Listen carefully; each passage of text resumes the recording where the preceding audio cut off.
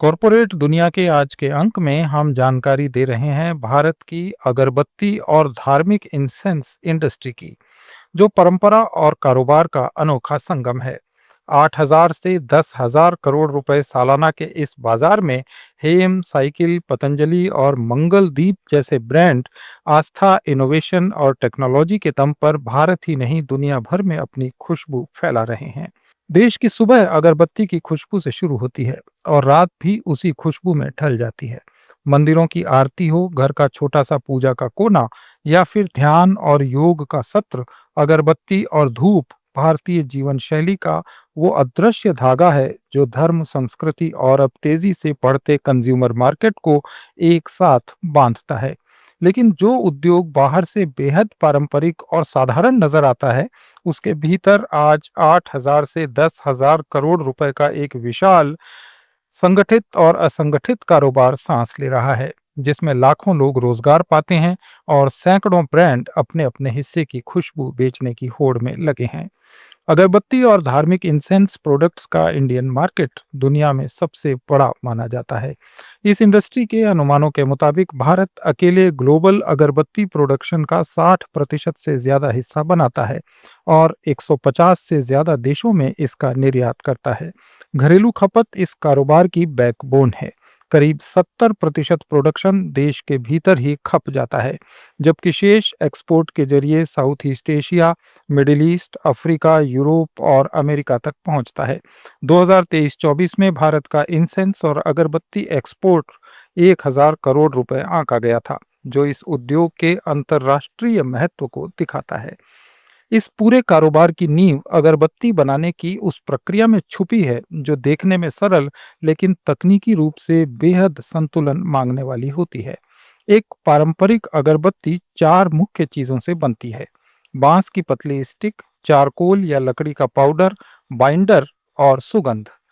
Binder के रूप में आमतौर पर जिगट पाउडर का इस्तेमाल किया जाता है, जो अगरबत्ती को मजबूती देता है और जलते वक्त उसे टूटने से बचाता है। चारकोल पाउडर जलने की क्वालिटी तय करता है, जबकि सुगंध, चाहे वो प्राकृतिक हो या सिंथेटिक, पूरे प्रोडक्ट की पहचान बनती है। अगरबत्ती उद्योग का दिल कर्नाटक में धड़कता है। मैसूरू, बेंगलुरु और उसके आसपास का इलाका भारत की अगरबत्ती कैपिटल माना जाता है। यहाँ से देश की लगभग 40 से 50% अगरबत्तियां बनती हैं।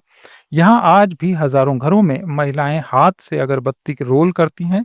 वहीं दूसरी ओर बड़े ब्रांड्स की फैक्ट्रियों में सेमी ऑटो और फुल्ली ऑटो मशीनें 24 घंटे चलती हैं। एक मॉडर्न ऑटोमेटेड लाइन रोज 10 से 15 लाख स्टिक तक बना सकती है। इससे बड़े पैमाने पर कंसिस्टेंसी और लागत पर नियंत्रण संभव हुआ है। पिछले एक दशक में टेक्नोलॉजी ने इस पारंपरिक उद्योग में चुपचाप लेकिन गहरा हस्तक्षेप किया है।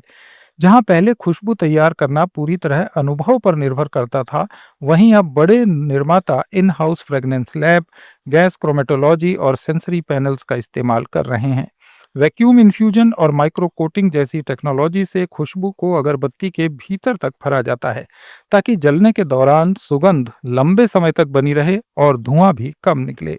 अगरबत्ती उद्योग की खासियत इसका अनऑर्गेनाइज्ड रूप रहा है, लेकिन पिछले 20 सालों से इसमें मजबूत नेशनल ब्रांड्स भी उभर कर सामने आए हैं। साइकिल प्योर अगरबत्तीज इस सूची में सबसे आगे है। इसका सालाना टर्नओवर करीब 1,000 करोड़ रुपए आंका गया है।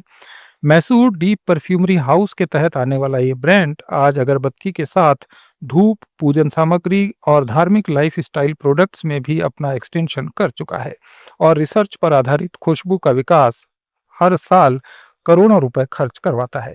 इसके बाद हेम कॉरपोरेशन का नाम आता है, जिसकी पहचान प्रीमियम और एक्सपोर्ट फोकस्ड ब्रांड के रूप में है। हेम का सालाना कारोबार इंडस्ट्री के अनुसार 600 से 700 करोड़ रुपए के बीच है और इसका बड़ा हिस्सा विदेशी बाजारों से आता है।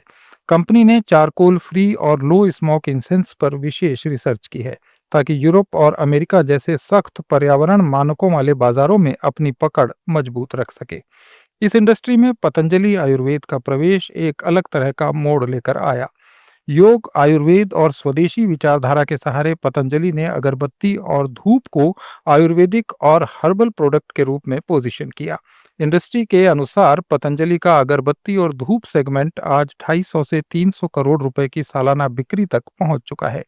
पतंजलि ने गाय के गोबर से बनी धूप, हर्बल और केमिकल फ्री अगरबत्तियों को पॉपुलर कर एक नया सेगमेंट खड़ा किया, जिसे बाद में दूसरे ब्रांड्स ने भी अपनाया।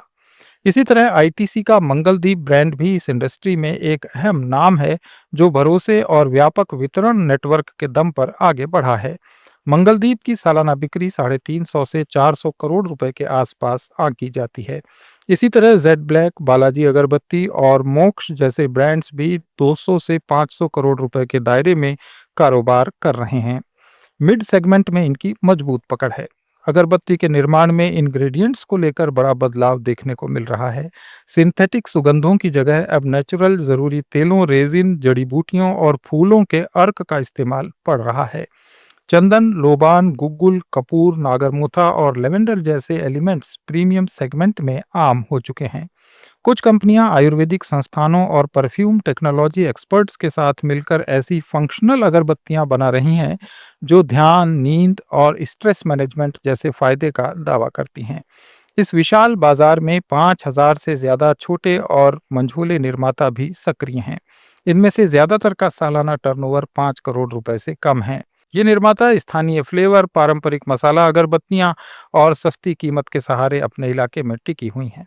उत्तर भारत में गुलाब और चमेली की तीखी सुगंध पसंद की जाती है, जबकि दक्षिण भारत में चंदन और मसाला बेस्ड अगरबत्तियां आज भी सबसे ज्यादा पॉपुलर हैं। बिक्री चैनल्स की बात करें तो कुल कारोबार का करीब 85 से 90% हिस्सा अब भी किराने की दुकानों, पूजा सामग्री की दुकानों और थोक बाजारों से आता है। हालांकि ई कॉमर्स और मॉडर्न रिटेल की हिस्सेदारी अभी सीमित है, लेकिन प्रीमियम, ऑर्गेनिक और लो स्मोक सेगमेंट में ऑनलाइन बिक्री तेजी से बढ़ रही है, खासकर शहरी कंज्यूमर्स के बीच। त्योहार इस इंडस्ट्री के लिए सबसे बड़ा ट्रिगर है। नवरात्रि, दिवाली, सावन और महाशिवरात्रि जैसे मौकों पर बिक्री सामान्य महीनों की तुलना में 35 से 50% तक उछल जाती है। कई बड़े ब्रांड्स की सालाना बिक्री का 1/3 हिस्सा इन्हीं महीनों में आता है। इसमें उत्पादन, लॉजिस्टिक्स और मार्केटिंग की पूरी स्ट्रेटेजी इन्हीं त्योहारों के इर्द गिर्द घूमती है। सरकारी पॉलिसीज और इंपोर्ट ड्यूटी में बदलाव ने भी इस इंडस्ट्री की दिशा को बदला है। कच्ची अगरबत्ती के आयात पर ड्यूटी बढ़ने के बाद घरेलू निर्माताओं को राहत मिली और मशीनरी, रिसर्च और नए इंग्रेडिएंट्स में इन्वेस्टमेंट बढ़ा। इसके साथ ही बांस के विकल्प, रिसाइकल्ड पेपर, स्टिक्स और हर्बल बेस पर भी प्रयोग तेज किए गए हैं। चुनौतियां अब भी मौजूद हैं। कच्चे माल की कीमतों में उतार चढ़ाव, छोटे निर्माताओं के लिए टेक्नोलॉजी तक सीमित एक्सेस और पर्यावरण और स्वास्थ्य से जुड़े सवाल। लेकिन इसके बावजूद इंडस्ट्री को लेकर ऑप्टिमिज्म बना हुआ है। जानकारों का मानना है कि 2030 तक भारत का अगरबत्ती और धार्मिक इंसेंस बाजार 15,000 करोड़ रुपए के आसपास पहुंच सकता है। आज अगरबत्ती सिर्फ आस्था का प्रतीक नहीं है, वो एक ऐसा कंज्यूमर प्रोडक्ट बन चुकी है जिसमें ट्रेडिशन, टेक्नोलॉजी, रिसर्च और ब्रांड पावर एक साथ काम कर रहे हैं। छोटे घरों में हाथों से रोल होती स्टिक से लेकर मल्टी करोड़ की फैक्ट्रियां और वैश्विक शेल्फ तक, भारतीय अगरबत्ती उद्योग अब एक सॉफ्ट पावर बिजनेस की तरह उभर रहा है, जिसकी खुशबू सीमाओं से बहुत आगे तक फैल चुकी है। कॉर्पोरेट दुनिया में आज इतना ही। अपडेट्स के लिए जुड़े रहिए लेट्स माइक के साथ।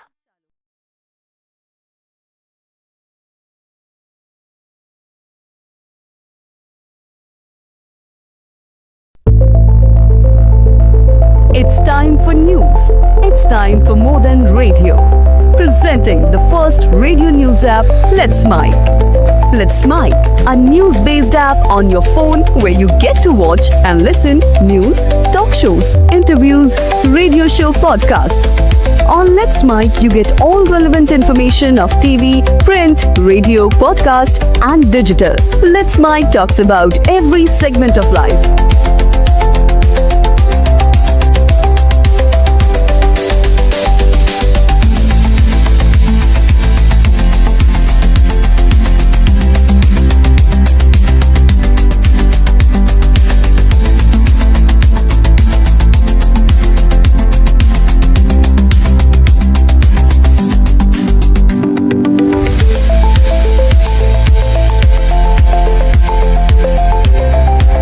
Download the app now from Play Store. Available both on Android and iOS mobile phones. Follow us on YouTube, Instagram, Twitter, LinkedIn, Facebook, Telegram, WhatsApp, Snapchat. Let's talk. Let's connect.